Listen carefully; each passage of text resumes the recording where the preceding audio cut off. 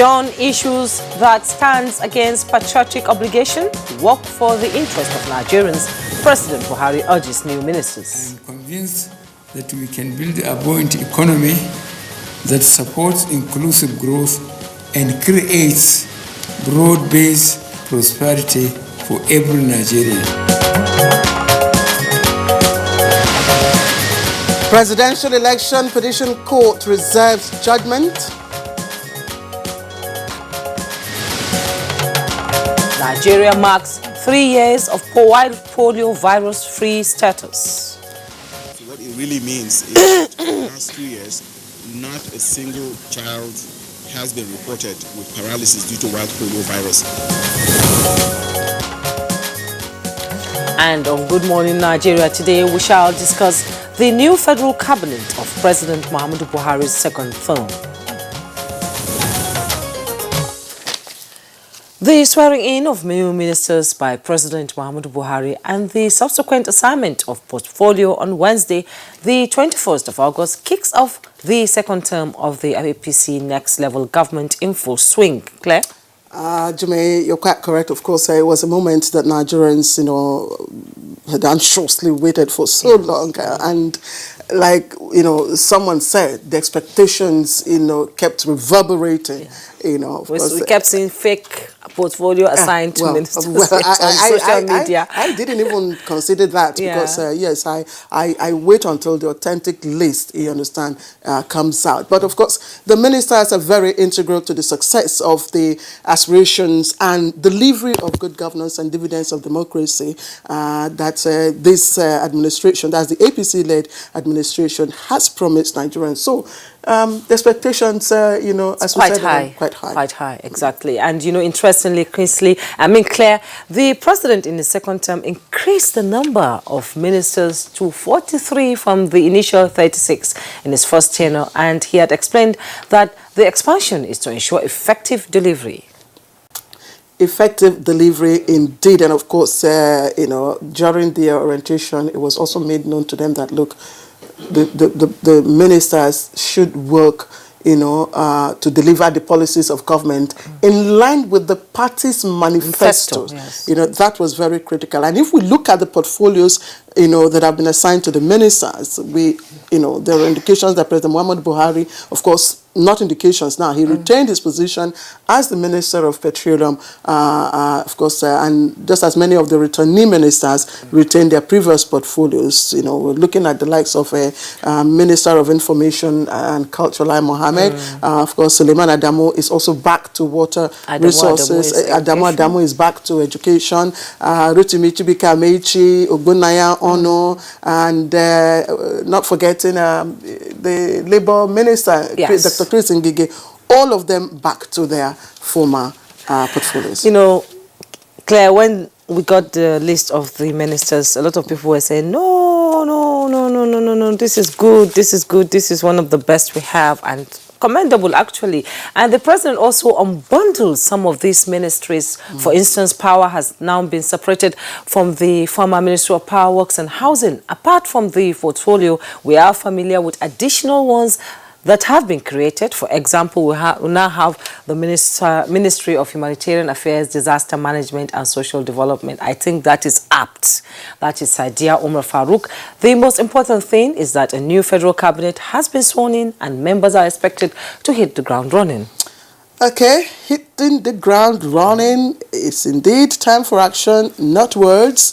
Not just action also, but those that will translate to having a Nigeria, and this is very critical, where, for instance, the public health system works for all, where corruption, of course, is, tackled, where we have streets are lit up, streets are safe, people are empowered, and houses, like we said, are lit, factories working, schools and citadels of learning are, you understand, exemplary in terms of infrastructure. And Jume, if you recall, President Muhammadu Buhari, of course, stated, as I said earlier in his address, to wind up the 2-day retreat that preceded the swearing of the ministers, the majority of Nigerians are poor. So that is very critical. He said, look, your job basically is ultimately to get millions of Nigerians out of extreme poverty. 100 million actually, and I think they're on the path of achieving that in the next 4 years. Nigerians will be watching, and you remember the president said there will be a scorecard. Definitely. Yes. They now have a kind of monitoring and evaluation, template, Yes. for the ministers. But it also has been there, and as someone said sometime, Nigerians would also be on the watch, and to hold, their leaders accountable. So, Exactly. And what is the starting point that should give Nigerians the assurance that it is indeed the dawn of a new era with the next level agenda? What should be done differently, drawing from the failures and successes of the president's first term? How do the new ministers intend to consolidate on past successes of the administration and break new ground? What should Nigerians be expecting from the new cabinet, aside from some specifics that have been reeled out by the president at the various events like we discussed, the scorecard and everything? Is it a case of square pegs and square holes and round pegs and round holes, or round pegs and square holes, and vice versa? Whichever has played out, one thing that cannot be ruled out is the issue of competence and comparative advantage. These are some of our talking points on Good Morning Nigeria today. I am Jumma Yusuf. Thank you for joining us on the program. And I'm Claire Delabu Abdulrazak. It's a pleasure to have you. And I'm talking to each and every one of you. I know you, and I know this program is your morning tonic every day. So thank you for joining us once again. It's Thursday's edition. And we're broadcasting live on the network service, Africa's largest TV network, the NTA. A complimentary part of the program will, of course, come your way. And we're looking at newspaper review. I'll be hitting you with the trending news, and we all have an idea. And we also have others like foreign news. There will be sports. But right now, let's take the news. And our colleague, Musba Dan Wahab. Musba, good to see you. Very good to see you, Claire and Jumai. By the way, you ladies are looking so gorgeous as usual. Thank And you. it's so nice to have the ministers inaugurated now. It's time for them to hit the ground running. All right, let's get the morning news. President Muhammadu Buhari has warned the newly appointed ministers not to allow issues relating to political affiliation, sectional interest, and primordial loyalties becloud their patriotic obligation towards shifting the nation's trajectory towards sustainable growth and development. He was speaking of the swearing-in of a secretary to the government of the Federation and the record 43 newly appointed members of the Federal Executive Council. The core objectives of this administration is to improve security, achieve diversified, inclusive economic growth, and fight corruption. I am convinced that we can build a buoyant economy that supports inclusive growth and creates broad-based prosperity for every Nigerian. Meanwhile, here is a breakdown of the 43 new ministers and their portfolios as assigned by President Muhammadu Buhari. The 43 ministerial list is a combination of the new and returning ministers. Dr. Uche Chukwu Oga, Minister of State, Mines and Steel Development. Mohammed Musa Bello retained his post as Minister of FCT. Godswill Akpabio, Minister of Niger Delta. Chris Ngige also returned as Minister of Labour and Employment. Sharon Ikazo, Minister of State Environment. Adamu reappointed as Minister of Education. Mariam Katugum, Minister of State, Industry, Trade and Investment. Timi Praise Silva, Minister of State, Petroleum. George Akume, Minister of Special Duties and Intergovernmental Affairs. Mustafa Baba Shehuri, Minister of State, Agriculture and Rural Development. Others are Godi Jadi Agba, Minister of State, Power. Festus Kayamo, Minister of State, Niger Delta. Ogbonnaya Onu, reappointed as Minister of Science and Technology. Osage Ehanere, Minister of Health. Clement Agba, Minister of State, Budget and National Planning. Richard Adeniyi Adebayo, Minister of Industry, Trade and Investment. Jeffrey Onyama, reappointed as Minister of Foreign Affairs. Ali Issa Pantami is now the Minister of Communications. Emeka Nwajuba, Minister of State, Education. Suleiman Adamu, still in charge as Minister of Water Resources. Similarly, Zainab Ahmed also reappointed as Minister of Finance, Budget and National Planning. Mohammed Mahmoud, Minister of Environment. Sabo Nanono, Minister of Agriculture and Rural Development. Major General Bashir Salihi Magashi, Minister of Defense. Hadi Sirika returns as Minister of Aviation. Similarly, Abubakar Malami reappointed as Attorney General and Minister of Justice. Ramatu Tijani, Minister of State, FCT. Lai Mohammed retained his position as Minister of Information and Culture. Bemisola Saraki, Minister of State Transportation, while Babatunde Fashola returns as Minister of Works and Housing. Adeleke Mamora, Minister of State Health. Also, Mohammed Abdullahi, Minister of State Science and Technology. Zubair Dada, Minister of State Foreign Affairs. Olamilekan Adegbite, Minister of Mines and Steel Development. Tayo Alasho Adura, Minister of State, Labour and Employment. Rauf Aregbeshola, now the Minister of Interior. Sunday Dare, Minister of Youth and Sports. Pauline Tallinn is appointed as Minister of Women Affairs. Rotimi Amici retained his position as Minister of Transportation. Megari Dingyadi, Minister of Police Affairs. Saleh Mamman, Minister of Power. Abubakar Aliyu, Minister of State, Works and Housing. Sadia Umar Farouk, Minister of Humanitarian Affairs, Disaster Management and Social Development. And also, the new ministers have been speaking on their appointments, promising to deliver on their mandates. The Senate screened the ministerial nominees, then ministers today, and we found them to be worthy of being appointed ministers. People of great capacity, experience, and loyalty. It's a rich menu, given the fact that the ministers have been very carefully selected and deployed. Nigerians should expect quite a lot. I am praying to the Almighty God that all Nigerians should value and know the importance of women in national development. I'm believing that God brought me to this ministry for a purpose, and He will not send me there without fully equipping me. Some other ministers there speaking on their commitments and readiness to work. And President Muhammadu Buhari has approved the reappointment of Femi Adesina as Special Advisor of Media and Publicity and Garba Shehu as Senior Special Assistant Media and Publicity. A statement signed by Deputy Director Information Abiodun Oladunjoye reveals that the President also reappointed Laolu Akande as Senior Special Assistant Media and Publicity Office of the Vice President.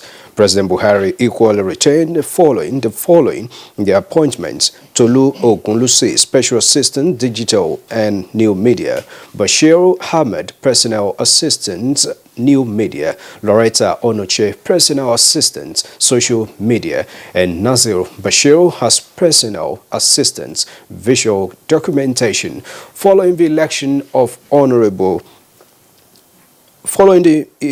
of a former personal assistant broadcast media, Honorable Shaban Ibrahim, as the lawmaker representing Kano Municipal Federal Constituency in the House of Representatives, the President has appointed Buhari Salau as his replacement. The statement further indicates that all appointments take effect from May 29, 2019, except that of the new entrants in the team, that's Buhari Salau, which takes immediate effect. Away from that, Wednesday witnessed a series of legal fireworks at the Presidential Election Petition Court as counsel in the PDP petition adopted their final written addresses. With this development now, when next these legal practitioners are converging as counsel in this petition on the Court of Appeal, it will be time for judgment on the matter. As lawyers, we have concluded our professional duties. What is now left is for the court to study the evidence, read the addresses, the law, examine the authorities cited, and then deliver its judgment. And whichever way the decision of the court goes, this case will define electoral jurisprudence in this country. On health, Nigeria is marking 3 years of zero cases of wild polio virus. This is one of the diseases Nigeria has been battling over the years with near success. Records indicate that with concerted effort from the federal government and development partners, the country is now on the verge of being declared free of the wild polio virus. The 21st day of August 2019 marks exactly 3 years since the last case of white polio virus in Nigeria. So what it really means is that for the last 3 years, not a single child has been reported with paralysis due to white polio virus. This has never happened in the history of Nigeria. So today is really to acknowledge that milestone. But there's more work to be done. Certification will now begin. This will be taking several months, will be completed by sometime in the spring of 2020. All right, that's the news page on the program. Good Morning Nigeria will continue in just a moment as Claire and Jumai will take you through the appointments and inauguration of the new ministers and what to expect from them after this break.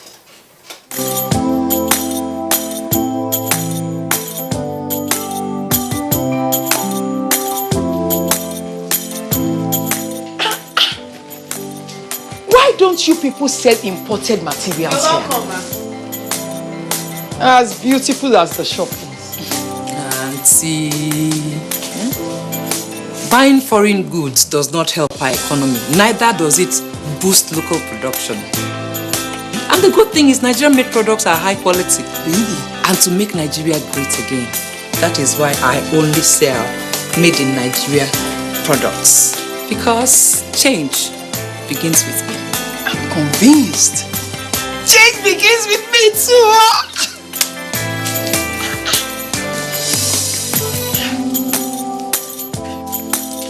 Change begins with me. This message is brought to you by the National Orientation Agency in conjunction with the Federal Ministry of Information and Culture.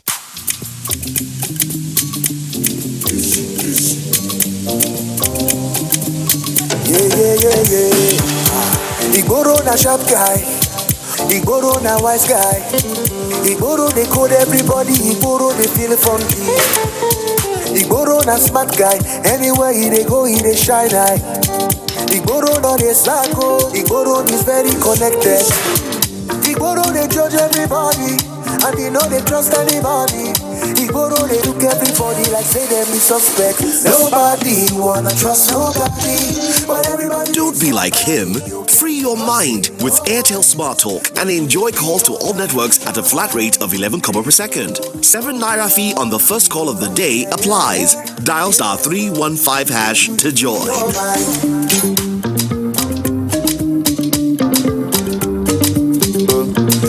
Airtel, the smartphone network.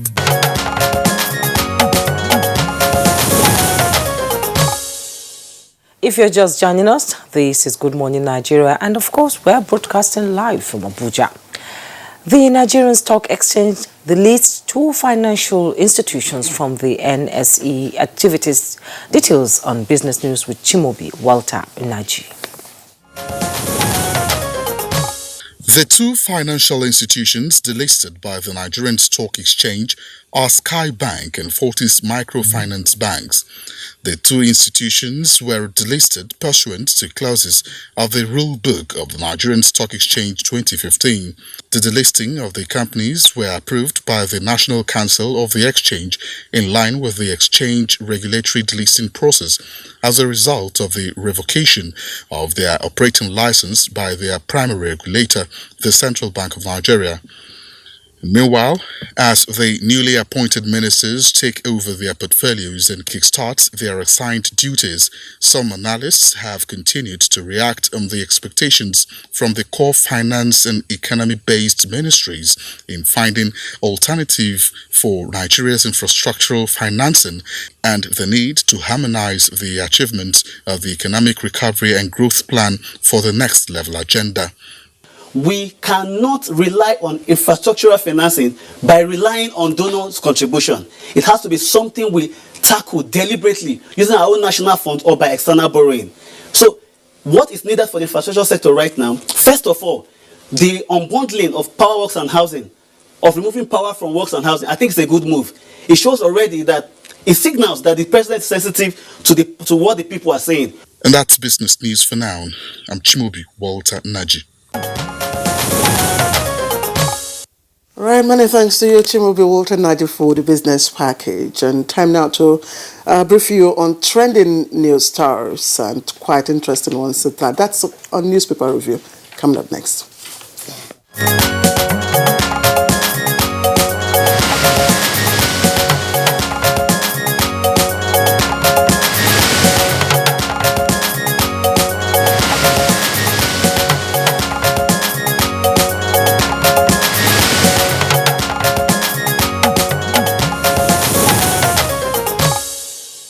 And our newspaper reviewer, Bayo Atiobi, is in the studio. You're welcome to Good Morning Nigeria, Bayo. Thank you, Juma. Good morning. Good morning, Claire. Good morning, Bayo. Thank you. Good morning, Nigeria. You're beaming with smiles. Yes. He's enjoying the weather. Is it the weather? Yes, or I'm enjoying your company. the trending stories? All right, let's begin, Bayo. Let's begin with, of course, the Daily Times. And it has a caption, an expected one. Behold, Buhari's best 12 ministers. That's how Daily Times puts that story. It will be up in just a moment. That's it. Behold, Buhari's best 12 ministers. You get to find who those are from the Daily Times perspective, if you, of course, turned to page 3. But the riders that follow, Lai, Fashola, Malami, 9 others retain portfolios. Now that gives you an idea of who the 12 best ministers are. The other rider, you must build on my achievement, says President, and consolidate on progress made in various sectors. EPC charges new ministers. But the most interesting one, I'm sure for Jume and I, will be the picture story just beneath that lead story. Yeah. Now you say it. All right. Those are the president's women. Yes. If permits me. Yes, the president's women. From minister of the new minister of the new ministry, Humanitarian Affairs and Disaster Management, we find Hajia Sadia Umar Farouk there. We have the Minister of State for Industry, Trade and Investment. We have Minister of State for Transport, Senator Gbemisara Saraki. Minister of State for Environment, Sharon Ikeazo. We have Minister of Finance, Budget, National Planning. That's, of course, the super minister again. We have Ajia Zainab Ahmed, Minister of Women Affairs and Social Development, Dame Pauline Talen, and Minister of State FCT, Rahmatu Tijani. All at the inauguration by President Muhammadu Buhari. And just on the other side, you find a full list of the ministers and their portfolios. So I think let's just take the stories on the inauguration. Powerful women there. Powerful women. Yes, I know they are going to affirmative action. Yes, affirmative. But we didn't get the 45% actually. So now we come to the Nigerian pilot, where just below the masthead we have Chris Ngige saying he will resolve minimum wage logjam. And I think that is very good news to Nigerian workers. And you find that on page 6. FG approves 600 billion disbursement for power sector.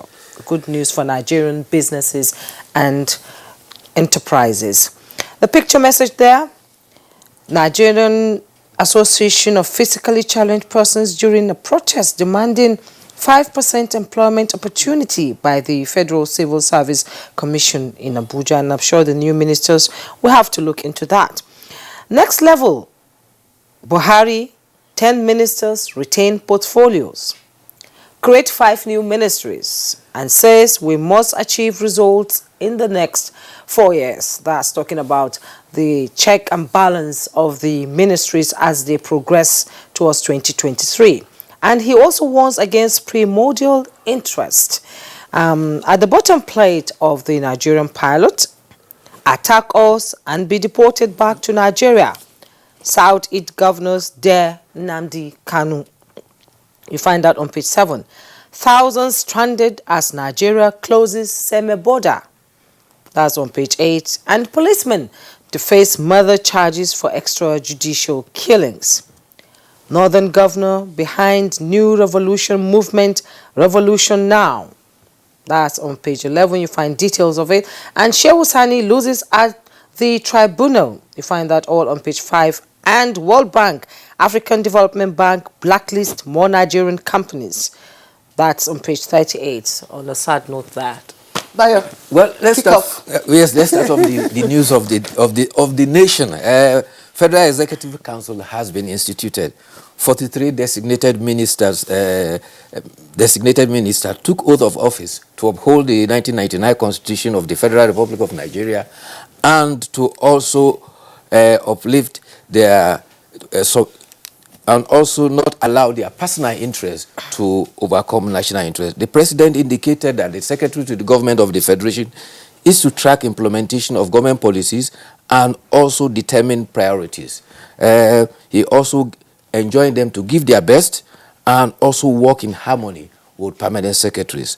With the words of today, I'm pleased to inaugurate 43 ministers who will work with me and the Vice President in the service of lifting the services of our people in Nigeria.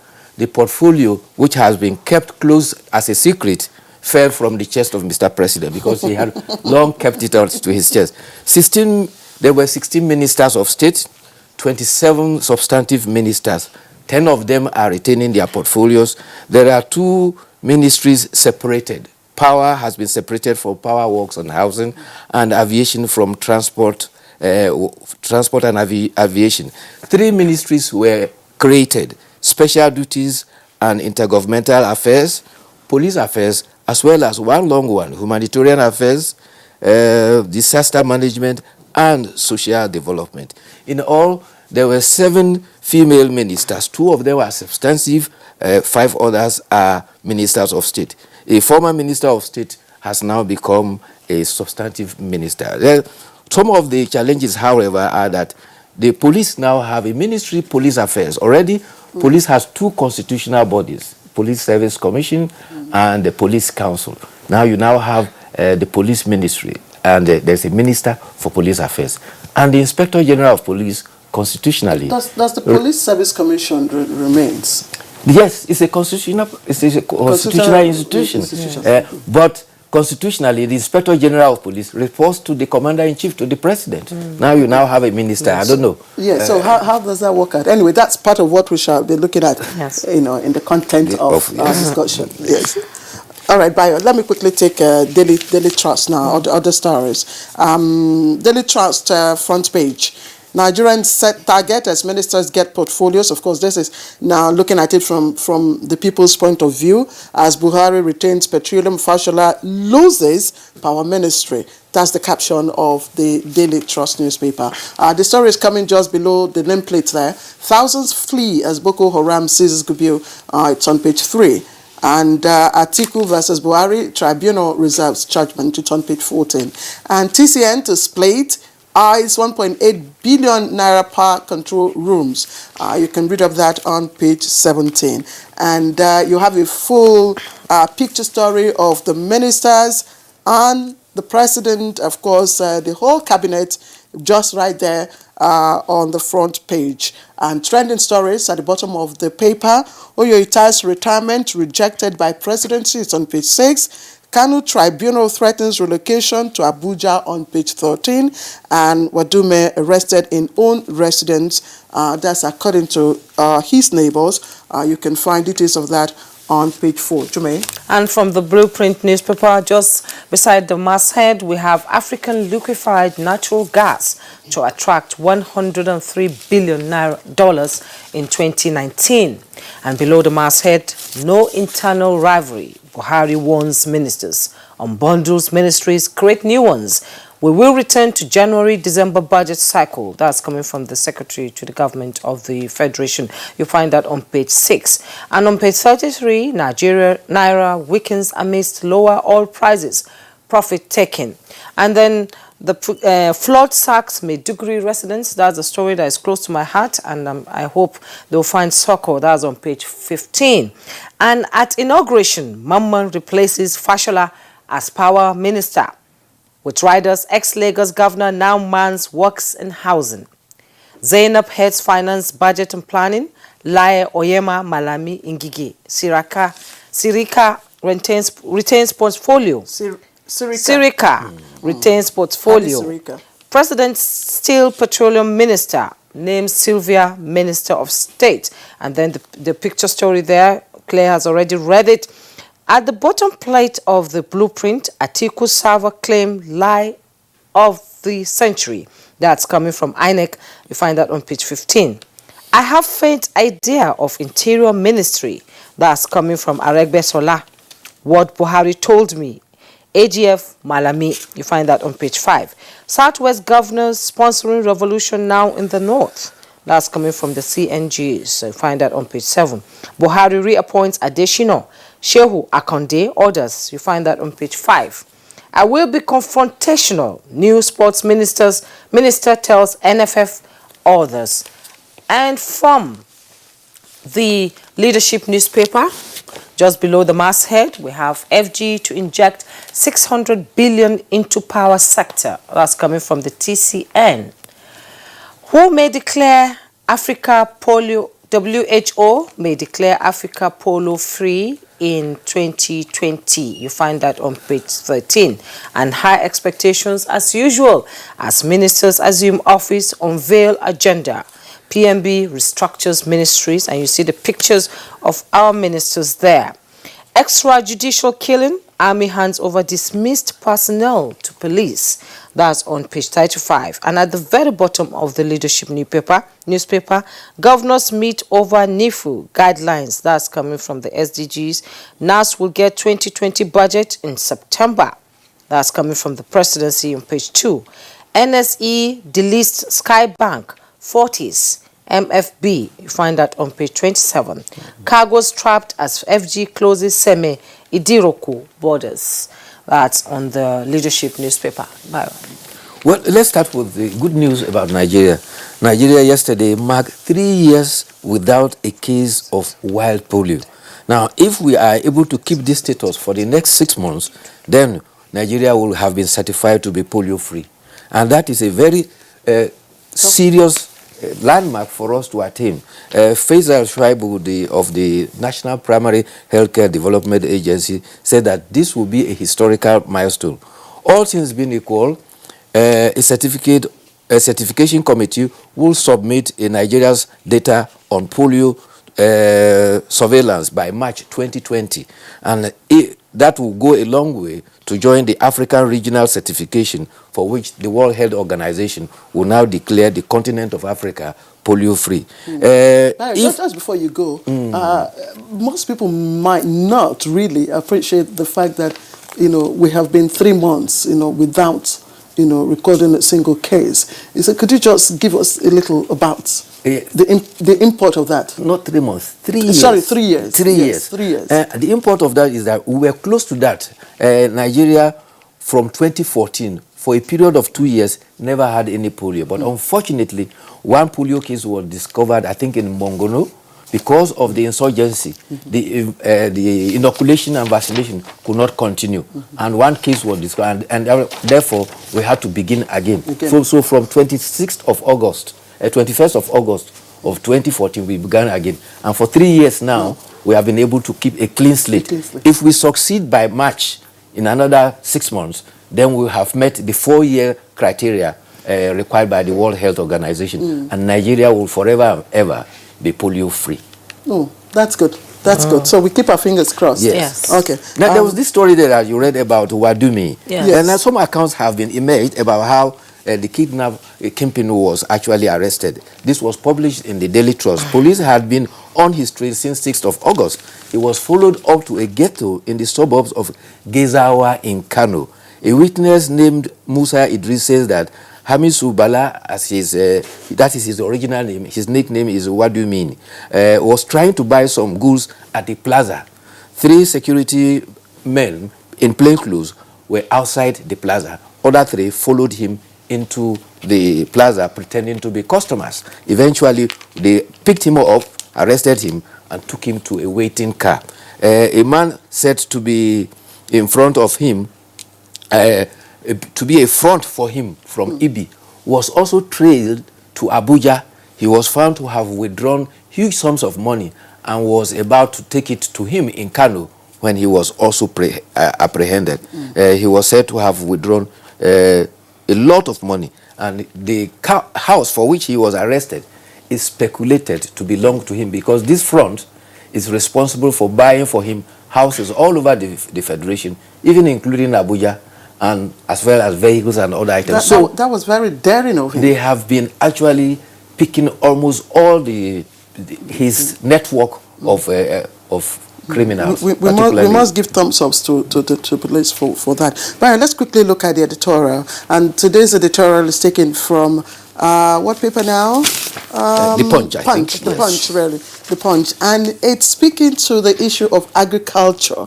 And the title is Reviving Agriculture Requires Greater Urgency. And fortunately, we've got a new Minister of Agriculture in the person of Sabo Nanono from Kano State. Nanono from Kano State.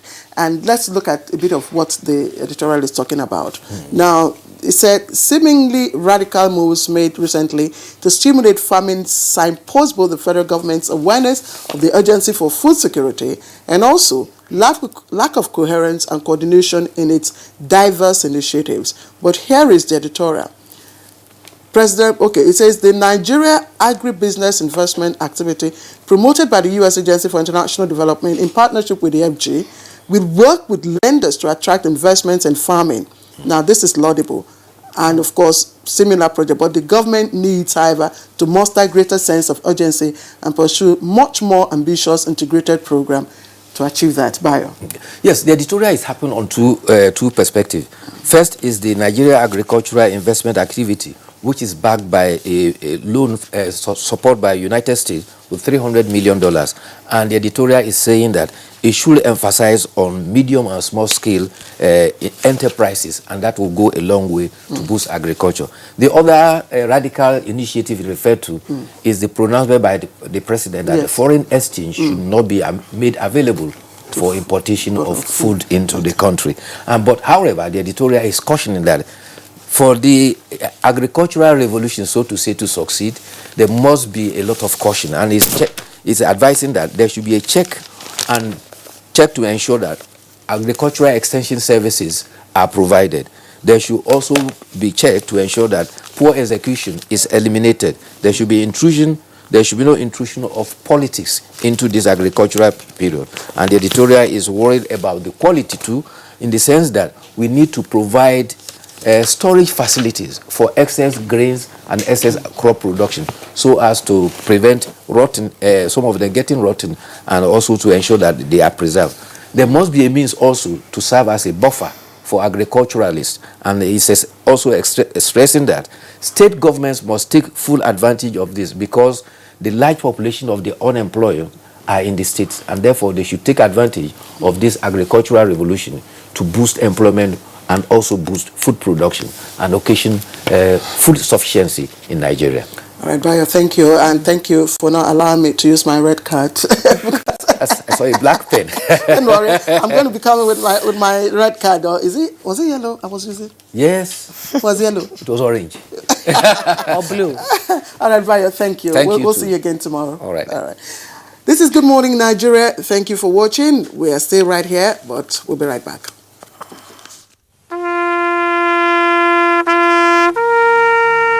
They are there at the crack of dawn. They are there busy preparing while we rise for our day. They are there silently, guarding, waiting, listening, and watching. They are there ready in the sky above and the waters below, in the blistering heat of the day, in the dead of night, willing, indefatigable, determined in the defense of the sovereignty of our country. They are our first line of defense and our last. They who have paid the ultimate price in defending us. They are fathers and uncles, They are mothers and sisters and girlfriends and boyfriends. They are brothers and cousins and best friends and neighbors. They are classmates, colleagues, and citizens of this nation. They are our defenders and deserve our respect, our prayers, our thoughts. Nigeria, please support our armed forces.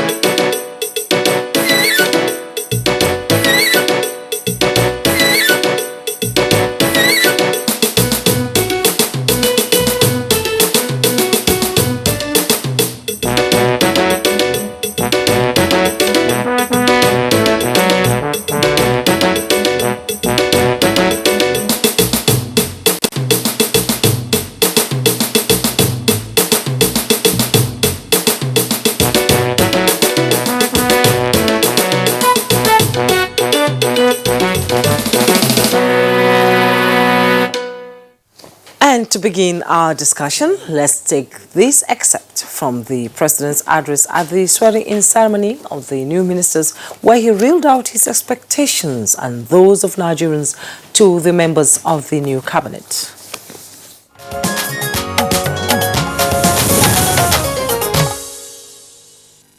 As you are aware, the core objectives of this administration is to improve security, achieve diversified, inclusive economic growth, and fight corruption. I am convinced that we can build a buoyant economy that supports inclusive growth and creates broad-based prosperity for every Nigerian, one that will absorb the 2 million Nigerians entering the labor market each year, as well as reduce the backlog of over 20 million unemployed or unemployable Nigerians.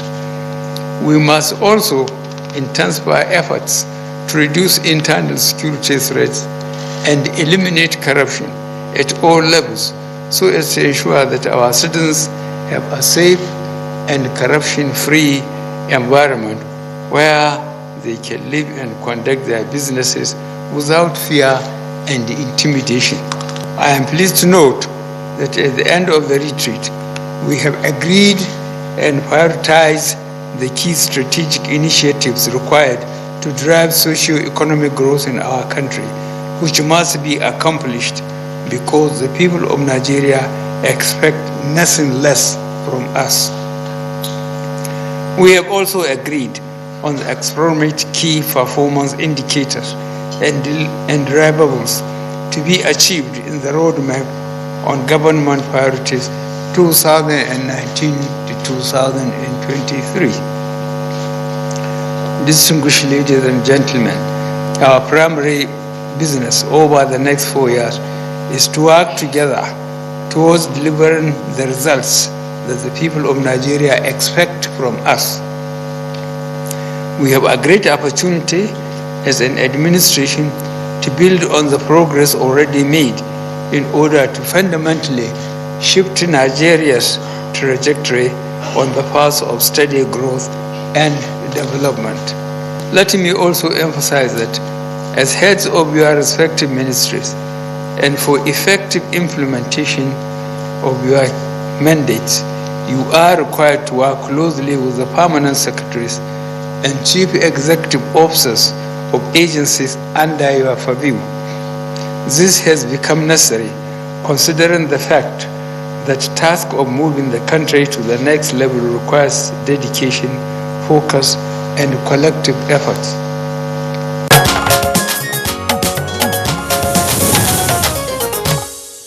Okay, you just listened to excerpts from the President's address to the newly appointed Federal Executive Council members. All right, let's kick off the conversation. from us here in the studio, we've guests have joined us. Let me begin the introduction with Dr. Abdurrahman Abu Hamisu, who is a public affairs analyst and a regular face on Good Morning Nigeria. Dr. Hamisu, always a pleasure to have you with us. The pleasure is all mine. Good morning, Nigerians. Yeah, and we also have one of our own, and very soon we will put a tag on Jide Ojo as NTA Good Morning Nigeria's special analyst. Good morning, Jide. Thank you for joining us. Good people of a great nation, I greet you. Good morning. All right. Jume. Yes, and we'll also have in the studio, in our Benin studio, we're being joined by Gabriel Osaworo, public affairs analyst. It's a pleasure to have you join us on Good Morning Nigeria. Glad to be here. So we'll begin with. All right, let's begin on a general note. Gentlemen, you've all seen the faces of the appointees. You've seen the face of the cabinet and the drivers towards 2023. And let me start with Benin by, of course, Gabriel Osaworo, who is a public affairs analyst. From the composition and alignment or responsibilities, if you may, do this cabinet, do the face you see reflect the passion and ambition towards 2023? I beg your pardon, I didn't hear you clearly. The cabinet in composition and alignment of responsibilities or assignment of responsibilities, does it reflect the passion and ambition of the president to deliver, by 2023? Promising. Looking at the caliber of the men and women he's assembled and the way he's assigned the portfolios to them, it's a very good beginning. Apart from every state, as stipulated by the Constitution, having a minister in the cabinet, every geopolitical region also has an additional minister. So it's a very large team, and they have a varied background. And going by the address he read while inaugurating them, I think he means business, and we are to hope and support all the ministers to see what kind of policies they are going to enunciate from now on, realizing that they actually are at the policy level, and there is a very long distance between the level of policy making and the point of service delivery, which will matter to Nigerians. I believe they have the caliber to know the mechanisms they are going to put in place to make sure Nigerians benefit, to make sure the intention of the president, their principal, is carried out, and Nigerians have cause to be grateful to the government for the next 4 years. All right. Okay. Thank you so much, Mr. Okonzua Osaworo, Dr. Okonzua. Coming back to the studio, Dr. Abdurrahman Abu Hamisu, people say there's a twist, a sweet twist actually, to the cabinet ministers. What's your take on that? Well, from what the president has done so far and from his address, I would say it is quite interesting.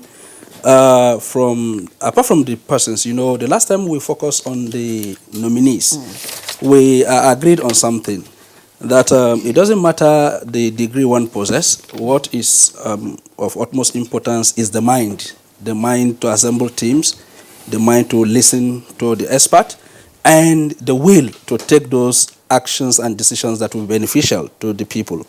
Now, the president has gone further to say, okay, coming from the past experience, maybe whenever there are things that we needed to improve upon, which was what we talked about, that were there lessons learned, which informed the dropping of some ministers and addition of some ministers, and then maybe creation of additional ministry. Now, from what has happened from the policy direction, the key performance indicators, as well as deliverables, has pointed to one direction, that we are going somewhere, and this is the roadmap. The only thing that is left is for the roadmap to be unveiled to the public.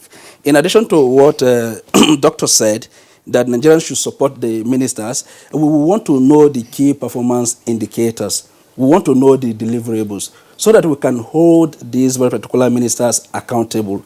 And then we can, by doing that again, we are assisting them, we are supporting them. Let me just not allow you to fast forward us. Okay. But so far, what's your thought about composition, the faces you see? The faces, I don't have problem with the faces I've seen. because I said something. All you needed as a minister is in your ministry. Okay. So the problem is the person that is managing the ministry. Okay, fine. Chidojo, you have written an open letter, and I read quite a lot of it. But one thing I'd like to start off with you is the fact that you said in that letter you wrote to Mr. President is that you do not subscribe to the school of thought that anybody can serve anywhere. Those were your words. But put that aside. Do you see any glimmer of light from the cabinet? Of course, there is glimmer of hope and light. I was postulating yesterday morning.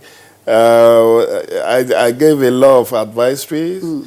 I said the president should not hold on to the Ministry of Petroleum Resources because I want him to be able to have sufficient time to superintend the 43-member cabinet. Take you on those points. Yeah. So we have 44-member cabinet now with the president himself as one. But there is glimmer of hope. I mean, look at Pantami. You could have made a better choice of who should be Minister of Communications. And then, of course, Minister of Defense is a retired Major General. You have an engineer, and the Minister of Power. And everybody has said, look, you need to have somebody in power. If you really, I mean, making a superwoman of Fashola in the first time was a very big error.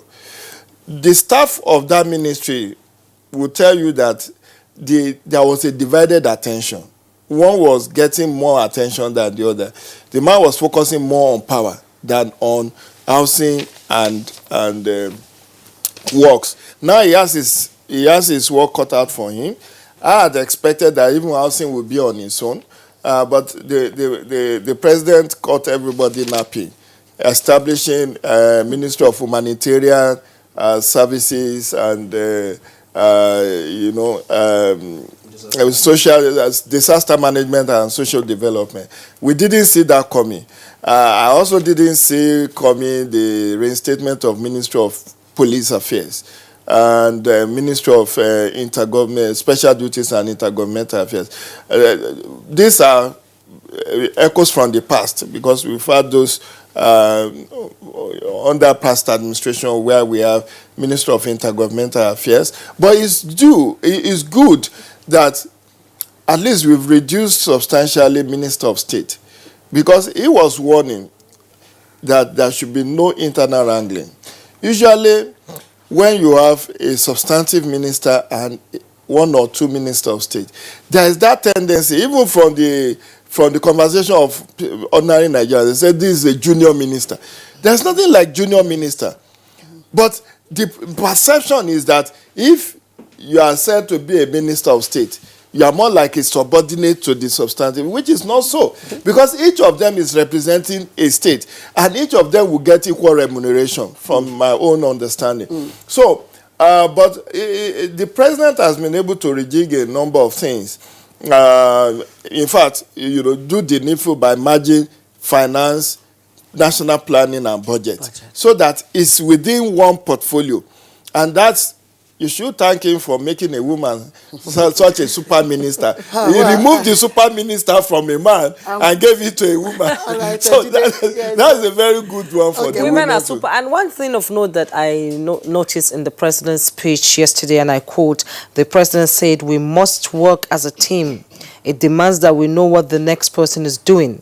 You must open communication with your colleagues. Lack of communication leads to lack of cooperation and suboptimal performance." I couldn't agree more with him on that point because it is very important that, like I said in that open letter, together everyone achieves more. That's what team means.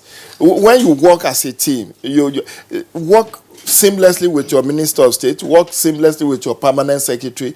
It helps because this is about national service. It's not about personal aggrandizement. If the administration succeeds, it will be to the glory of everyone who was part of that team. Yes. If it fails, they will all share in the blame. So it is good that is drummed into their ears that, look, this is not a time to grandstand and say, look, I'm the super minister here, I'm the one in charge now. No, everybody has something to contribute.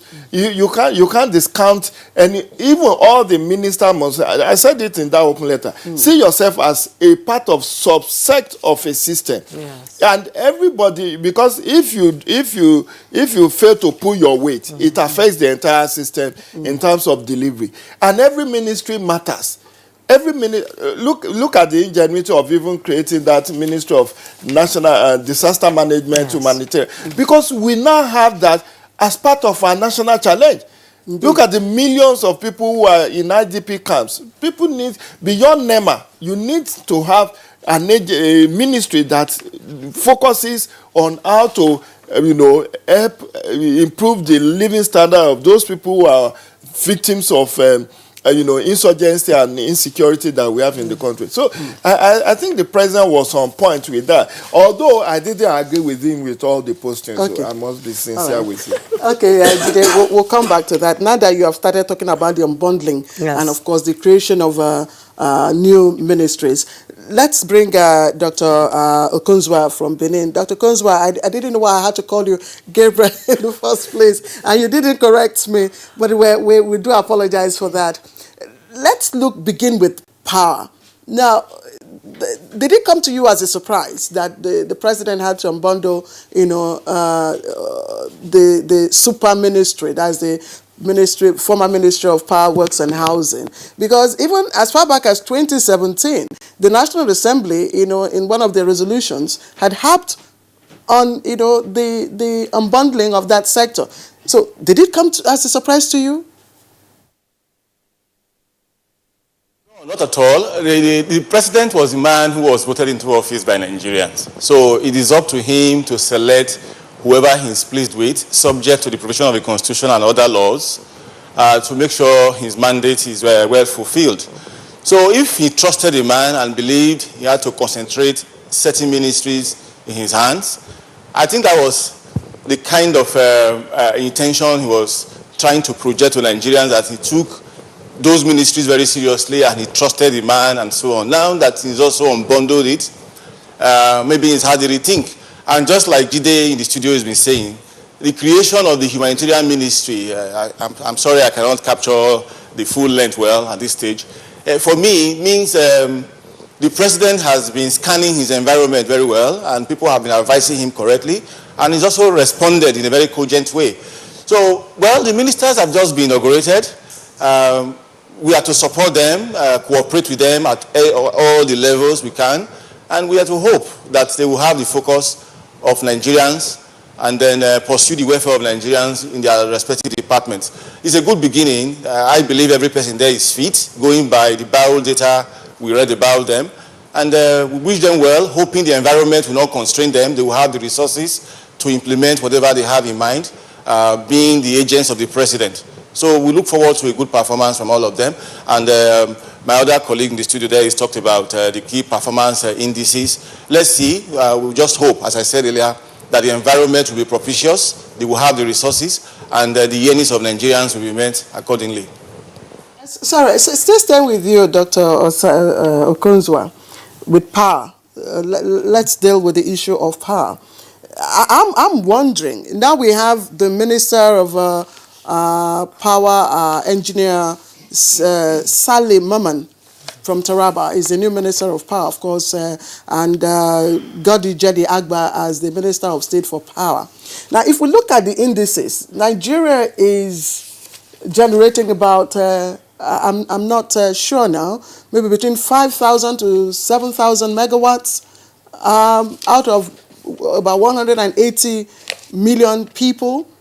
Listen to these statistics of US and India. India is a country with a population of 1.3 billion and is generating 1.36 billion megawatts. US is also generating 4.3 billion megawatts out of over 300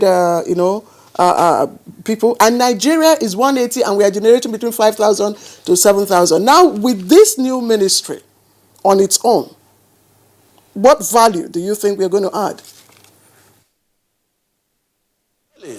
just like one had the privilege to say a while ago, the president, he scanned his environment well. He had the benefit of a first term, and the second term now conferred on him by Nigerians. He's probably known where the gaps were during the first term, and he's rearranged his ministries. Of course, that is some of the tools available to him to select the men and women that will form his team. And this time around, he's dedicated a full ministry to the issue of power. Looking at the statistics you have just read out, I don't think any Nigerian is in doubt that the ratios are not in our favor. And the ambassador of a first world country during their national independence day recently actually mentioned to us that if we got our power situation right, most of our problems will be resolved. So there's no doubt about that. So creating a ministry and dedicating it to the issue of power is a very good way to focus and concentrate on that challenge, because it's going to prove pivotal if we got it right. So I think it's an opportunity to for the two gentlemen who the ministry is entrusted to study the history of their ministry, the history of their sector, and actually have a very deep look at some of the factors that have held us back. And then look at how we can get cooperation, get whatever expertise we need, maybe look at all the laws governing the sector, how do we get the resources and so on. Because just like that ambassador said, if we got the power sector right, poverty alleviation, job generation, and so on and so forth, the world begin to fall in place. So it's a right step that a whole ministry now is being dedicated to power sector, and two men are in charge of that ministry. So I think it's a good beginning too. Thank you, Doctor. Coming back to studio, Dr. Abdurrahman Abu Hamisu. Power, they say it's essential to any development of a country. And we now have a Ministry of Power. We're still staying on that. A lot of businesses have left Nigeria in previous years, in the past 4 years, because they felt that they couldn't operate because the power was just not there. Do you think that with the new power ministry and a new power minister, you know, we can woo investors back into this country if we work well on it? Just like Claire, you know, read out some countries who have better megawatts of power. Can we do that in Nigeria? We can do that. You see, the problem has not always been what to do. The problem is the will to do the right things. So even if we give 3 men that ministry and the 3 men are not willing to do the right things, we will not get the right result. I want to say something. I think one of the things Mr. President has done is to commission a study of power challenge, or the diagnostics of power challenge in Nigeria. And Siemens was contracted to do that. And they started in 2016. They visited all the 36 states of the Federation, including the FCT, and I think the report is ready. That is why there was a signing of a contract agreement between the government and Siemens. Now, that contract is not coming from anywhere. As usual, you come with your MOU and you get some persons to push it. And now, what is left is to get the resources to push through whatever the recommendations are, and that the 2 men that are entrusted with that ministry will not distort, and then they will not bring their own, say, selfish interests to bear on the process. Once the issue of corruption has been taken care of, then I think we'll see improvement in the power sector. Now, I was talking with my engineer friend, and this is what he said. He said anywhere in the world, he said $1 million will give 1 megawatt of electricity. $1 million, that is the standard rate. That, okay, in Africa, for maybe for the terrain and other stuff, say from 1.1 million, 1.2 million, 1.3 million, it's enough to get 1 megawatt of electricity. Now, the problem with Nigeria has never been the production of electricity. It has always has to do with transmission and distribution. Now, the second thing again that is not happening in this country is government has never challenged our tertiary educational institution to come up with challenges as to what we can do as a country. So nearly everything we are contracting, nearly everything we are importing, and we don't have the resources to do all of this. And that is why developing local capacity is very important. We have universities of technology all over Nigeria. So what stops us from exploring what we can do as a nation in terms of cost saving? Because Nigeria, yes, Nigeria is rich in terms of resources, but that resources has not translated into physical cash with which we can do so many things. And that is why countries are moving towards self-reliance. So in Nigeria, we must tackle this issue creatively. So if we are able to generate, assuming we are contracting generation, what can we do to start handling what? Transmission. For God's sake, we have Ministry of Science and Technology, Innovation, and what. So, and those. So, what are we doing? We have all the University of Technologies. We have all the polytechnics that are supposed to become solution providers. So, these are some of the things we want to see. The roadmap is there. The roadmap is clear, and that is why government is thinking of taking back the discourse. Because what happened with that? You know, we know what happened. Yes. Because what happened was, okay, we want to privatize. Yeah. But that time, that's what I was going to ask, because just before we leave the power sector, yes, because this is a major sector that a lot of people have been, asking everything to be unbundled. revolves around power sector. Jide Ojo, remember that the power sector is privatized right now, and the NERC is still regulating, the whole NEM value. I'm parroting this power sector reform for over 20 years. But the more you look, the less you see. A lot of resources have been sunk into different power projects. How do you, look at the energy mix that everybody is talking about. We have wind, we have sun, that's solar, we have thermal. Now, we sometimes build thermal stations without taking cognizance of gas supply to those thermal stations. And you pipe gas supply from the Niger Delta to Lagos, Geregu, this one at Egbe Power Station, we have Geregu, we have Omotosho, we have all of this. Papalanto. All of them are depending on thermal. So you see, there is also the issue of sabotage in our continued underdevelopment of the power sector. Okay. My professor in the university said this over 20 years ago. He said, look, there are some interest group who are making mega bucks, importing generators. They will never want sustainable power supply because they will be run out of business. Okay. So indirectly, they encourage people to go and vandalize cables and destroy things that government has provided. So for me, if you remove corruption, if you remove abuse of power, you then have to incentivize people. Look, each university should be self-sustaining in energy production. Okay, Jide.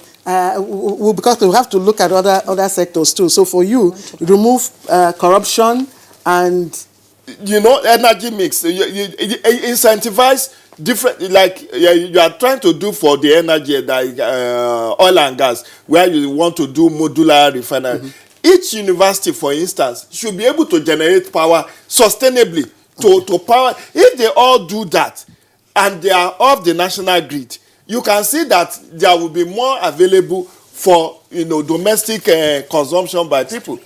Yes, and Dr. Amisu, you feel you need to react to some of these issues. It's just the disco issue. Yes. What happened with disco is the fact that most of the people that clearly come out to say we've won the bid, despite they were more competent persons, that we won the bid, since they got that those allotment, they've never sunk money into discourse again.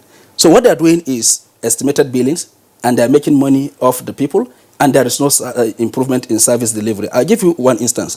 When the privatization was done, most of them were not willing to buy the disco in the Northeast because they feel it was a hub of insurgency.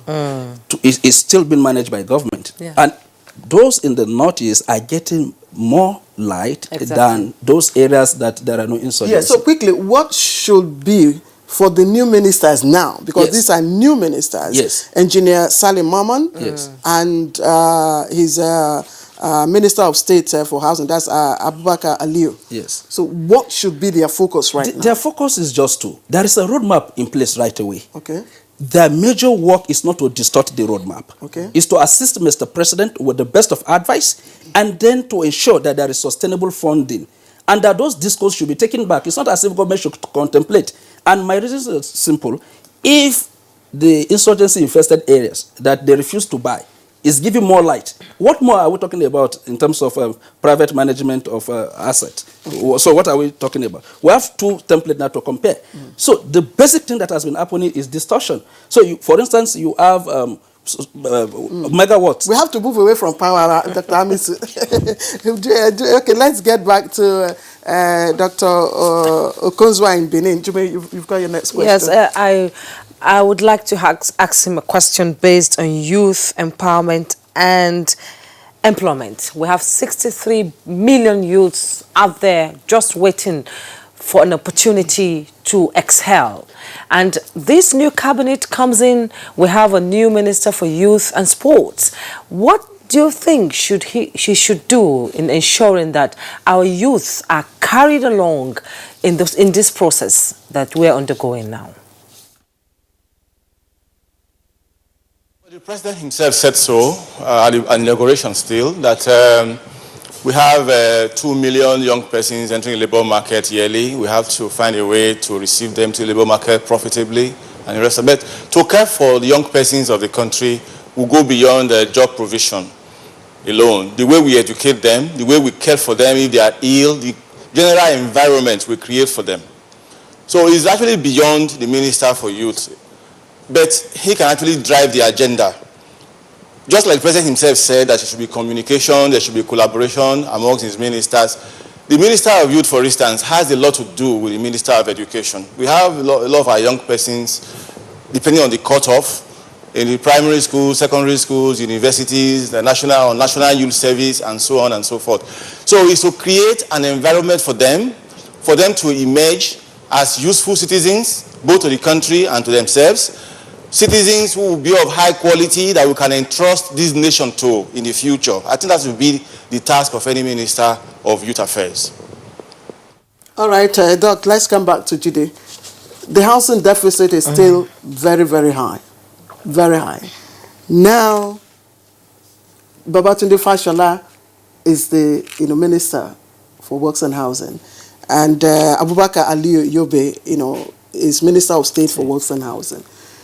What can be done? What are we likely to see now? Is he now better placed to perform?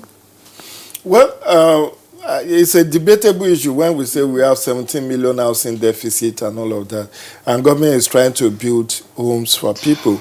I think the right incentive should be bringing down the cost of building materials, and also democratize this land use act that's made governors to be the only one that can, because there's a lot of corruption in the housing sector. Face it, to even get CFO on a landed property, many houses, in fact, 3/4 of houses in Nigeria do not have CFO. Where would they get it? Because some people it has become a huge racket that before a governor will sign your CFO, the bottleneck is so much that if you don't settle people along the way, you likely not going to have any titles to your homes. And what happened in that sense is that you cannot collateralize it. You cannot use it as a collateral to obtain loan and all of that. Even access to land, there is still a lot of fighting about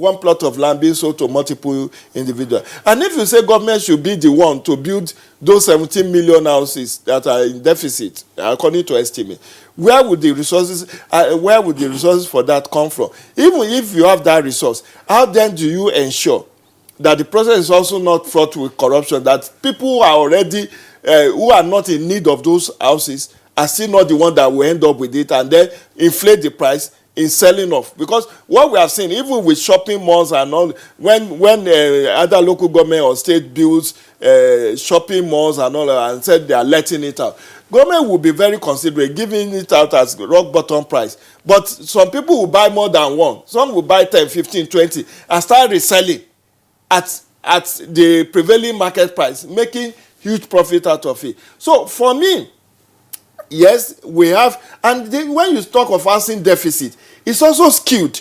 You don't have housing problem in rural communities. It's only in urban centers. But Jide, we do have a housing challenge. We do have, especially here in Abuja. Yeah, we do have a need for, housing. And one thing you cannot take away is that the gap between the gap is wide. Whether 17 million, whether you are debating... The gap is wide. What I'm saying is now, we have a Fashola who has been relieved of one very critical ministry. He is now in charge of works and housing. Is he now better placed, to rejig some of those things that you're saying? What is the challenge before him? Definitely is better place. I mean, I know in his first time he was trying to build houses across the 36 states. I think he started, I don't know whether he has completed many of the housing projects that he has. But I was at a function, Buhari Meter functions organized by CDD, where he was one of the ministers that attended that function at Sheraton Hotel. And he was saying, do Nigerians want a low-cost housing or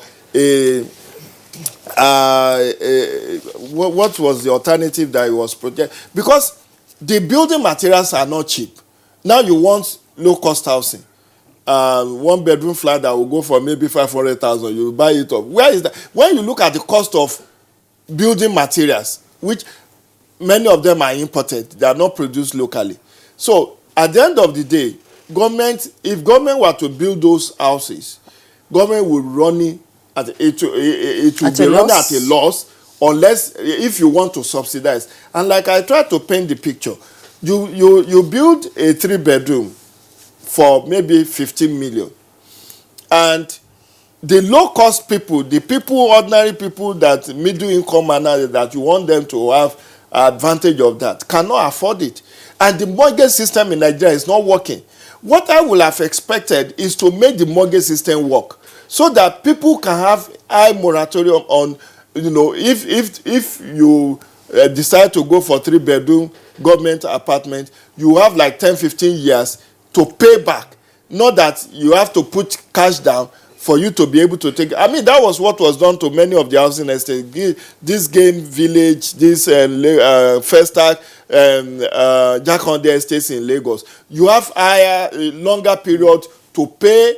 You pay money is deducted from your money, from your salaries, and you have like 10-15 years within which to pay, so that it doesn't become like a huge burden to you paying. But it's not, government cannot provide the sufficient number of houses or homes for people who are in that need. So what should Fashola be thinking of doing?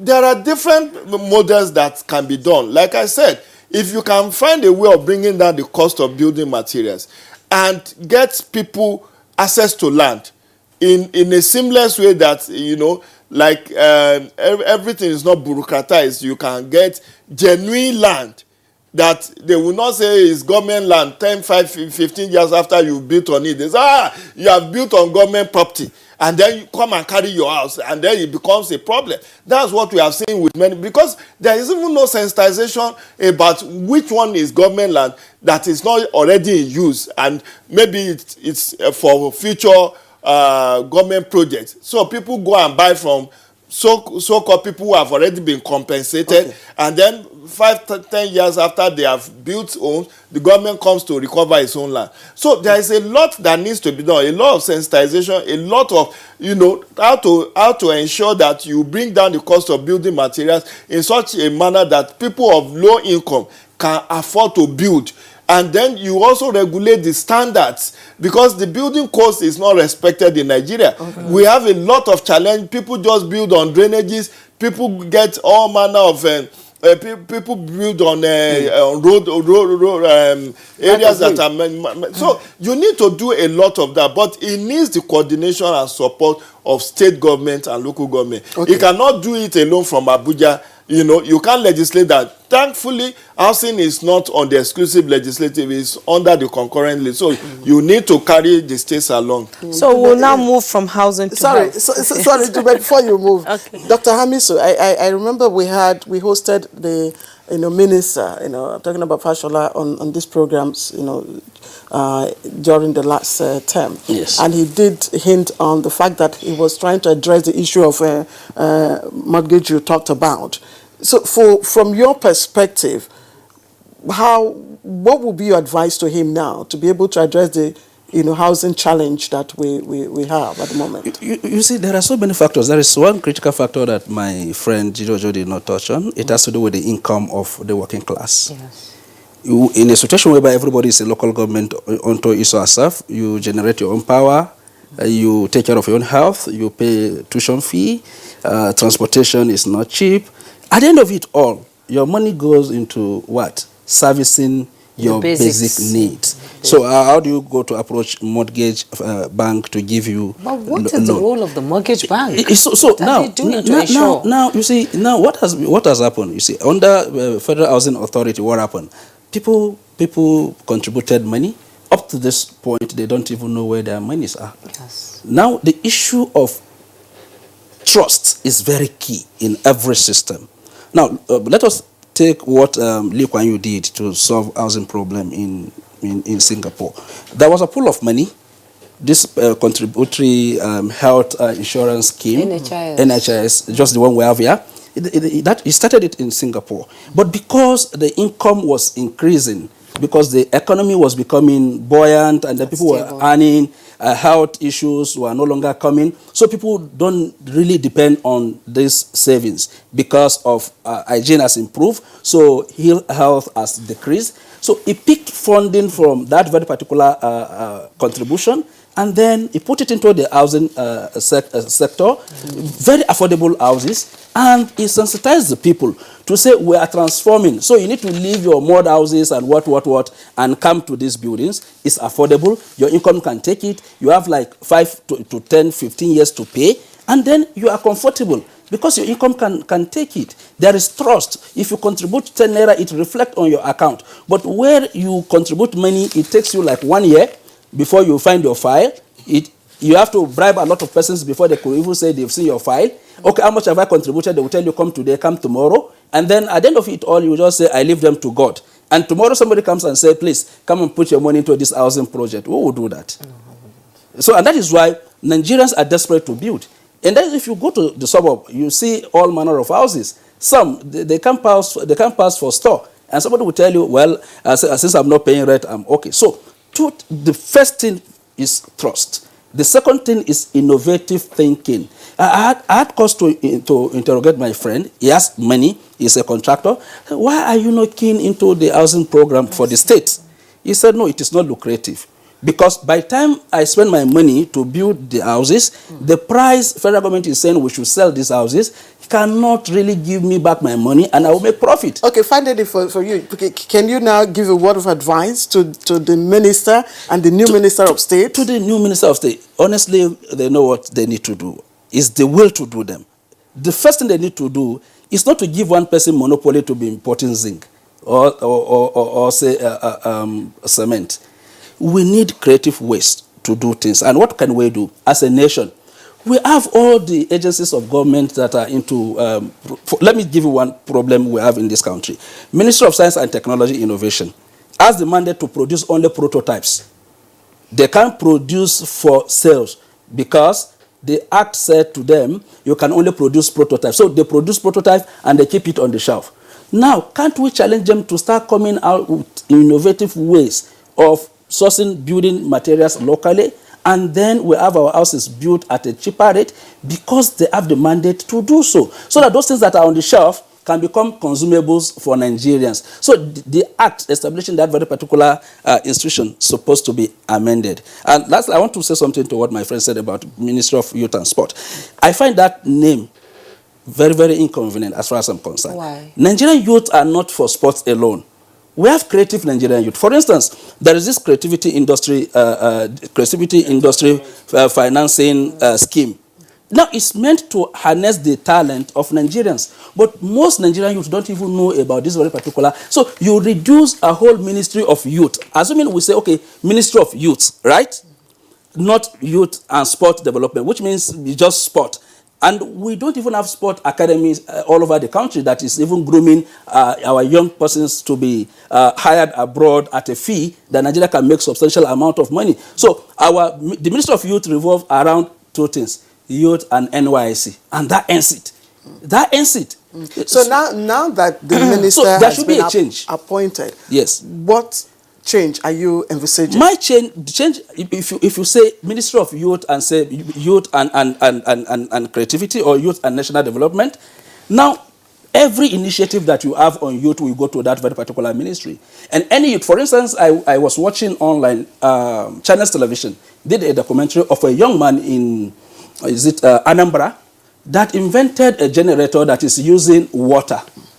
So if such person knows that, okay, I can take my creativity to a Ministry of Youth, and I can sit with somebody that can link me to funding, then I know where I'm supposed to go to. But here, if what you have for youth is in CBN, is in Bank of Industry, is in agriculture, I don't know where I'm getting it. And there is no clear entry point where this youth can take. There was another one again, I think it was in Anambra, I was watching. The guy sourced local materials and designed power station. And the prototype is there. You could see how he did the networking and everything, and it will give light. Okay. Now, he cannot come to Ministry of Youth because it is Ministry of Youth and Sport. So how is that ministry going to address? You go to Ministry of Science and Tech. I think there are policies that address Ministry of Science and Tech. Now, what we are saying, for instance, if it is Ministry of Youth and it comes, it is something that has to do with youth, is passionate about youth. This ministry will now do everything for this youth and said, okay, we will link you with Ministry of what? Science and Tech. Then there is that collaboration that Mr. President is talking about. And then Ministry of Youth, at any time, we could say, what is the statistic of youth that you've done this and this with? They can produce it. Okay, Dr. Hamiso. Yes, I'll be going back to Benin where Dr. Okozwa is waiting. We've talked about power, we've talked about housing, we've talked about youth empowerment. Let's look at the health sector. The medical tourism is a dent on the nation's reputation around the world. And now we have a new minister in the health sector. How would that reflect back home? How can we bring back all this money spent abroad trying to get treatment? Our hospitals, I'm sorry to say, some of them are an eyesore. A lot of Nigerians are afraid to go to hospitals in Nigeria. And the brain drain itself is really, really eating into the health system. How can we do to revive the health system and bring back our people out there who are helping to upgrade the health system of other countries? What do we do in that sector? What advice do you have for the minister coming in? You have said the two gentlemen who are overseeing the Ministry of Health at this stage, I think they have a very good idea of what our state is. The former Minister of State is now the substantive minister or the minister himself. And the Minister of State, the former Speaker of the most popular state in Nigeria, House of Assembly of the most popular state in Nigeria, a very senior medical practitioner as well. I think they have an idea that the health sector in Nigeria is in a parlor state, and nobody denies that. As for medical tourism and all that, that can be reversed easily depending on the investment we make. So it's going to be a thing they will need to study themselves, right from the kind of caliber of persons we train, we recruit, how we recruit them, how we motivate them, how our hospitals are designed, even in terms of architecture, how our healthcare system is financed, and so on. So it's not a thing that can be dismissed off the cuff. But I think they have the ability to study the system and know what to recommend to the president. But the health sector is going to need a lot of investment. So much investment, so much help. Training of manpower for expertise to keep abreast the rest of the world so that the needs of Nigerians can be met. I don't really think, except for people who are just looking for ostentation or prestige, I don't think any person would like to go abroad for what he can do at home. So if we make the right investment, select the right persons, train them well, motivate them well, in another 4 years, which is the term of this administration, our healthcare system will be revamped. There's no doubt the situation is yet deplorable, but it can be improved. The two ministers can study the situation and know where to establish their priorities.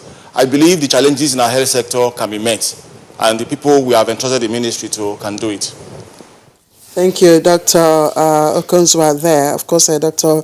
Hanire, was the Minister of State for Health, who has now been upgraded to the Minister of Health. The Minister of State for Health is Dr. Olonimbe Mamora. Now, Jide, this is a sector where impact is rarely felt nor even sustained.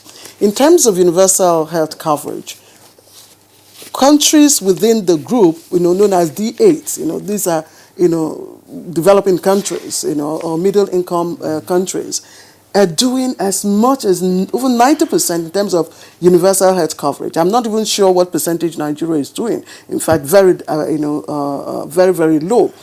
And our out-of-pocket health expenses is very high. This must be a big challenge for the new ministers, both Dr. Olanibe and Ahanire. It is, and we must start something. The revolution I want the president to do is even to leave a legacy. Let's have a world-class hospital that can treat every ailment that is that we can think of, so that we can stem this brain drain and stem this medical tourism.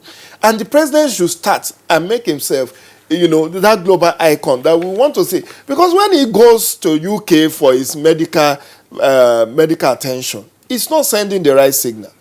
And his doctors can be brought to Nigeria, at least to test, to show that, look, I believe in this system. You cannot be telling us, buy made in Nigeria, believe in Nigeria. And our president will be the one to go on medical tourism in another country.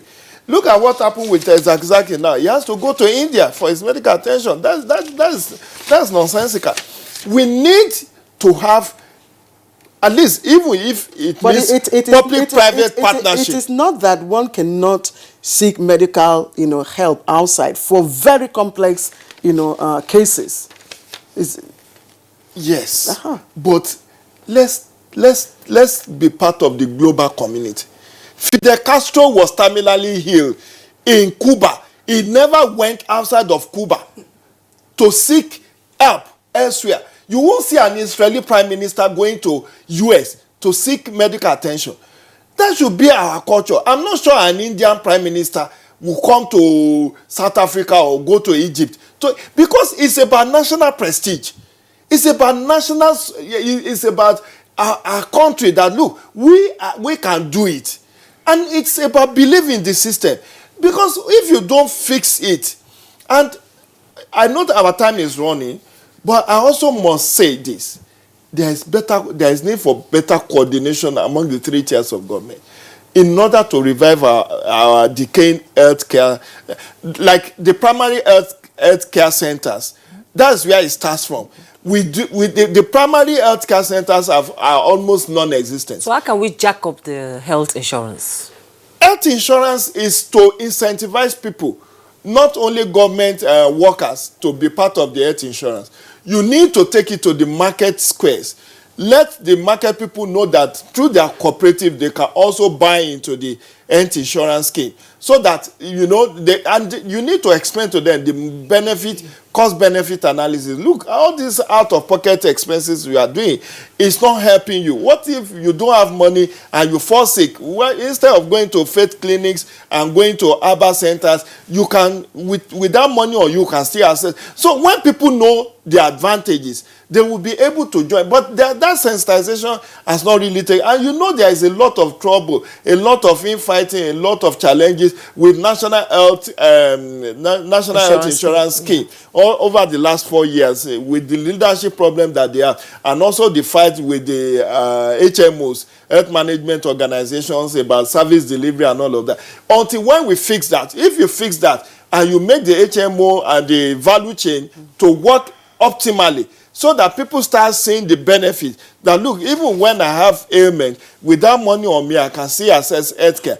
We will not get there. So you need to bring the artisans, the ordinary people on the streets, the students, the National Youth Service Scheme, all of them, you must have different models for different category of Nigerians, so that they can all buy into it. Our NHIS enrollment is less than 10% of the population. And in US and all that, that's what Obamacare is all about, to bring more people into the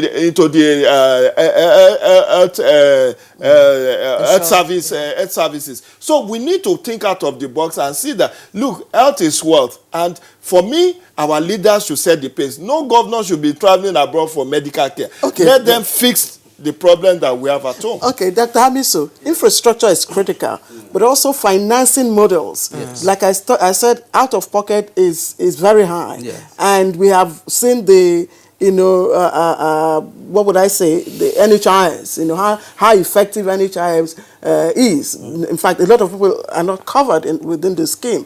So for you now, what should the new ministers be looking at?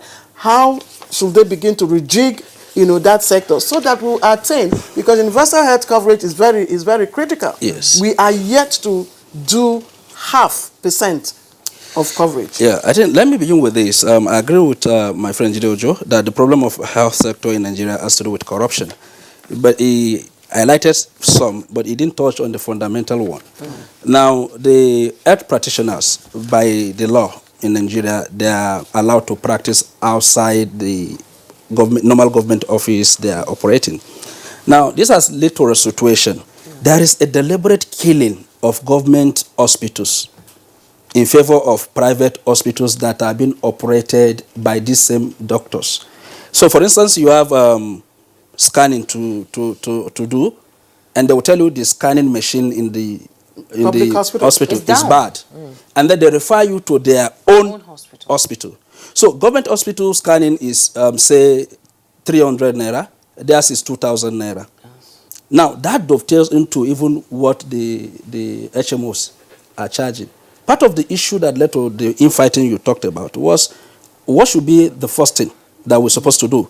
Is this service delivery first before payment? Before payment. Or payment before service delivery? I think the model that was in place before the coming of Professor Yusuf was payment before service delivery. And part of this, so there are other issues that led to that infighting. He is now saying is service before payment. And that led to some of the issues. Now, two things we needed to do. We must begin, okay, look at what happened in Borno State, where the governor went midnight, and there were no doctors on call. They went home. So what do we need to do? Now, what we need to do now is what the governor did, he did the right things by ensuring that those that are supposed to discharge their responsibilities are held accountable. They are held accountable. That is one. The second thing is the remodeling of our hospitals. Now, why are we going to India? It's because Indians are remodeling through research and innovation, and it is internal. So the cost of treatment is cheaper because they are remodeling. They are learning from whatever mistakes they are making. Now, the issue of efficiency will come in when people learn to do the job they take oath to do. Not that you will use your position to undermine government policy in favor of your own private businesses, and then you come again to blackmail us by embarking on strike to hold the government at the jugular. So we must be patriotic enough. And if we want to reform, it's not about the ministers, it's about the health workers and how they take seriously their responsibilities. If I can quickly chip in this, please, I beg the two ministers, please, they should maintain cordial relationship with other health workers. We'll come to that, because that's a huge challenge. Yes, we're going to Restiveness in that we'll come to sector. that. We need to take a break right now. When we come back, we'll be discussing education and other sectors.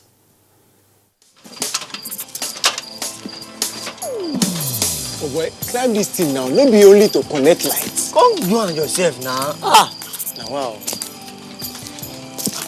Oh boy, calm down now. Oga Kasali electrician who they look for with this. Oh, Oga Kasali, come help us fix this wire now. Sorry, I no longer carry out illegal connection. It puts the lives of people at risk and can cause fire outbreak and disrupt power supply. I will never be part of anything that has to do with this any longer because change begins with me.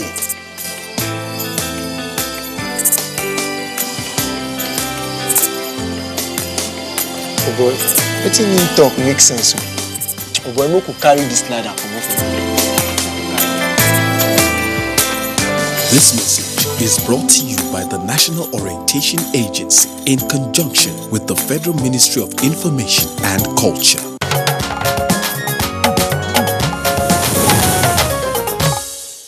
All right, welcome back. You're watching Good Morning Nigeria live here on the network service of the NTA. We've got some tweets. Let's quickly begin with them. Yes, Jermaine? first is Akimboyewa tweets. Since the desire of PMB and the 9th National Assembly is to return the budget cycle to January to December, the big test for the new ministers will be the preparation of 2020 budget for presentation to the National Assembly in September. They must work hard to pass the test. And Sani Michael Omakuji says, while congratulating the newly constituted cabinet, they should not be carried away by the euphoria of their new status, as there is a lot to be done. With the unbundling of Power Ministry from Works and Housing, we expect to see improvement. Fixed power for a better Nigeria. And Dele Jack Solomon tweets, the newly constituted cabinet must play a formidable and credible role in advancing the Nigerian cause, bearing in mind that Nigeria is no longer going to be business as usual. They must provide their skills, entrepreneurship and expertise in moving the nation forward.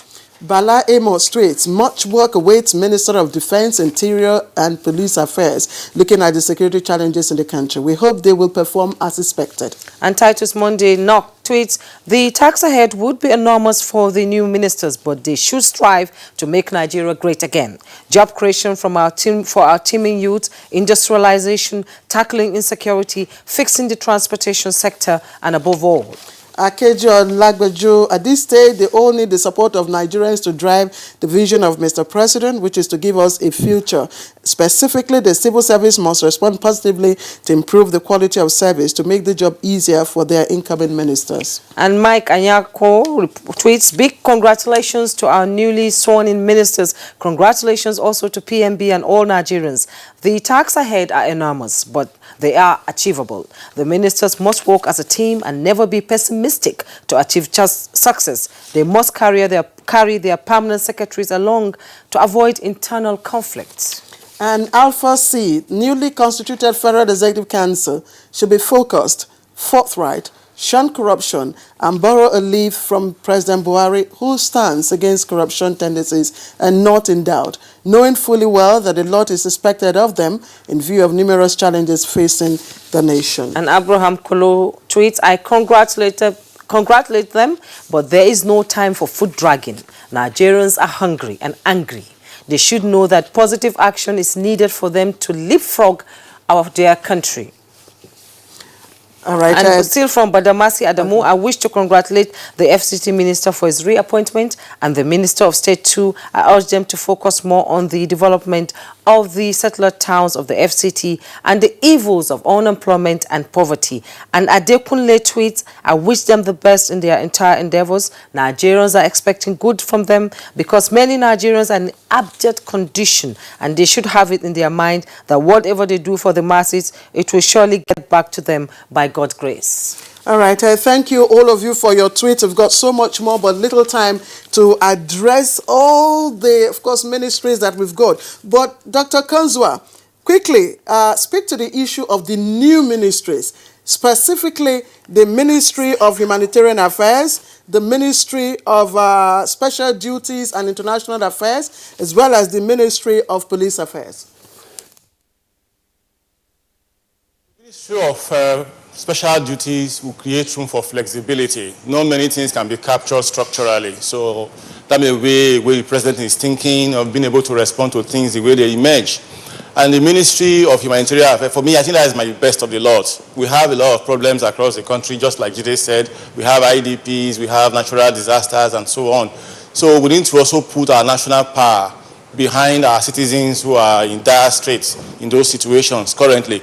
And if you just indulge me a little, I would like to, presuming there's supposed to be a kind of interaction between me and my compatriots in the studio, some of the last statements made by Hamisu, I believe they were not terribly circumspect about the health sector.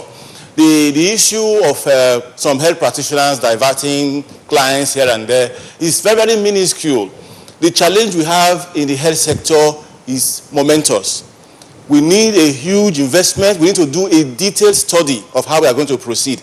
I can tell you that the issue of brain drain is a mass of issues that cannot be teased apart immediately. People are leaving this country in frustration after the nation has spent a lot of money training them, not just doctors, pharmacists, lab scientists, and so on. So it's not going to be a question of diverting 1 or 2 patients or suppressing hospitals and so on. And if you even look at the way the health sector has been studied over time, there is being consistent under budgeting. People are underpaid and so on and so forth. So those are not the issues at all. And I don't think we should ever encourage recrimination as part of our national policy. We must position ourselves to study our problems scientifically and mobilize national power to solve them. Okay, thank you, Dr. Kuzwal. We'll probably get back to you before we round off our program. Jude, we now have those ministries, in addition to Minister of Defense and Interior, all these three, also looking at the issues of security, which is very, very critical. It cannot be overemphasized that, in fact, if there is one super minister that a lot is expected, is that of Minister of Defense and Police, because it's about national security we're talking about. Look at the statistics. In fact, it is failure of the security that is creating this Ministry of Humanitarian Services, Social Development, and National Disaster Management. Because if we have gotten our security architecture right, and there is no refugee, there are no IDPs, we will not have that ministry. It will not have been necessary. So the Minister of Defense and Minister of Police have their job cut out for them. They need to redouble their effort, make Nigeria secure. Because the only reason why you have, it's not so much about poor remuneration that is causing brain drain. Part of what is causing brain drain of professionals in Nigeria is insecurity. People are resigning their jobs to go and take up, citizenship elsewhere because they feel that they will be better secured over those places. The roads are not passable. You have security challenges. People are being kidnapped like snails on daily basis, and we now have on our hands a national emergency in terms of security, and that insecurity also affects our agriculture. Because you talk about food security. If farmers cannot access their farms, or they have to pay ransom to some bandits to be able to access their farm, how can you ensure food security? A lot of people who are supposed to be on farms are now in IDP camps. So we need national security. The security of this country is number one. Whether you want to do transportation, you want to fix aviation, you want to fix infrastructure, is it not when you are secure? Look at people who are contractors who are being kidnapped. We had in Kwara, which has never recorded kidnapping before. We have 4 Chinese, or is it Chinese or Lebanese, who were kidnapped. Although we thank God that they've been rescued. So if you don't have national security, every other challenge will remain as it was. Even power will not be resolved, because those who are supposed to carry out the reform, those who are going to install the new transmission lines, if they are not secure to be able to do what they needed to do, the challenge will remain extant. If we still have vandalism as part of our problem, you will not be able to have seamless transportation through pipelines of gas to power those thermal stations that have been built. So everything revolves around security. Physical security, and like I said, there is a nexus between physical security and food security, because if people cannot, even when the access anchor borrowers came, they are able to get loans from CBN to go and do agriculture, and many unemployed youths go to farm settlements. If they are chased out by due to elders farmers conflict, they will leave, and some of them will prefer to go to Ghana or to other clients to settle. So we need to redouble effort in making the country secure. And all this will not be possible without education, because the education sector is there, and the minister is back. And there's no country that can go forward without an educated society. So what areas do you think, what advice would you give the Minister of Education now that he has come back? What areas should you look into to ensure that out-of-school children, girl child education is addressed? It cannot be overemphasized. See, like I wrote a piece, and the 4 revolutions Nigeria need. That was last week. 4 revolutions Nigeria. And I said in that article, I said one of the key revolutions Nigeria needs is educational revolution. We need the innovation, the research, development that Dr. Amiso is talking about. It's through education. You want to do STEM. STEM is science, technology, engineering, and mathematics education. That is the way to go. You need innovation. You need creativity. And that is what education brings to board. Education makes your worldview wider. Even where you have not been to, you read about them. You can take a cue from them. You can adapt their situations. And that is why we need to fix our education sector, which is comatose. As we are talking about health sector, you can also see there is a lot of brain drain in our education sector. Yeah. Many of our lecturers are in South Africa, they are in Dubai, they are in Saudi Arabia, teaching and making giants out of the children of those countries. So we need, and the good thing is that education is on the concurrent legislative list. So the state, local government, and federal government needs to work harmoniously together to resolve the challenge. There must be industrial harmony. Today, we have NASU and SANU on strike, on warning strike, 5 days warning strike. We need to deal with the restiveness in the education sector. Okay, Dr. Hamiso, I have to give you the last shot. I'd like you to speak to the issue of education. He has, of course, talked about it and the gaps in the education sector. But the former minister, has been retained. That's Adamu Adamu. He's retained in the ministry. Now, also look at the new ministers that are supposed to, or that are now manning Interior, Defense, and Police Affairs, which again is very critical. Quickly, a word of advice for them. Yeah, for me, security. There is so much wrangling and interagency rivalry that needs to be dealt with, because where there is need for collaboration, you see, no nation will succeed without intelligence gathering, and without that you cannot really do anything. Now, intelligence gathering has been largely neglected in Nigeria, so we wait for the criminals to start doing their thing before we start running after them. And the security system supposed to be ahead of these issues. Secondly, we must not actually leave the business of security to service chiefs. Major General Bashir Salih Magashi is Minister of Defense. Police Affairs is Magari. And then you have Interior is Aregbesola. Yes. Now, what we needed to do in the security sector is to democratize security. What I mean by democratization is security is everybody's concern. But what has been happening largely is security has been turned into something that has to do with armament. So it is only service chiefs or those that are wearing uniform that can really provide solutions to security. No, there are a lot of researches out there that have been done. For instance, what has the governor of Zamfara state done to stem the tides of killings?